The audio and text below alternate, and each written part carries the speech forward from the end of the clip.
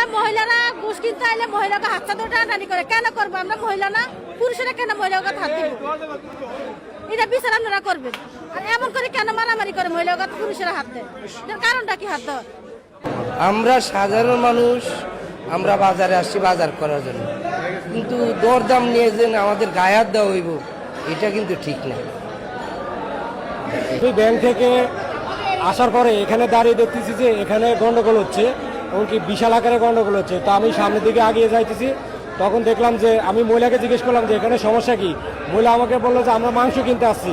মাংস কিনতে আসার পর এক পর্যায়ে আমাদের সাথে সামান্য কথা কাটাকাটি হয়। এক পর্যায়ে আমার নিজের চোখের সামনে মাংস বিক্রেতা যেভাবে ওই মহিলা কাস্টমার এবং মহিলা কাস্টমারের সাথে যে ছেলেটা ছিল ওকে যে বেধড়কভাবে মারছে, ওখানে আমি নিজেও প্রতিবাদ করছি, এমনকি আমি কিছু ভিডিও করছি। ভিডিওগুলো আমার এখানে প্রমাণ সহ আছে।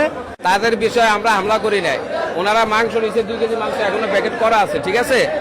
ওনার মাংসটা কাটে নিয়ে প্যাকেট করার পরে হাঁটা বাড়িছে যে গোস্ত ভালো হয় না। ঠিক আছে, আমি ছিলাম একটু দূরে দাঁড়ানো, যে ভাই ভালো না হলে তুমি বলো কোনটা চেঞ্জ করে দেওয়া লাগবে। এই কথার পরে ওই ছেলে বলতে তুই কি মাছ থাম, তোরে বলতে হইব। পর সাথে সাথে আমার এই জায়গায় ঘুষি প্রথম অ্যাটেক। পরে যখন ওরা কলা বেঁধে তুই আমার ঘুষি মারলি কা।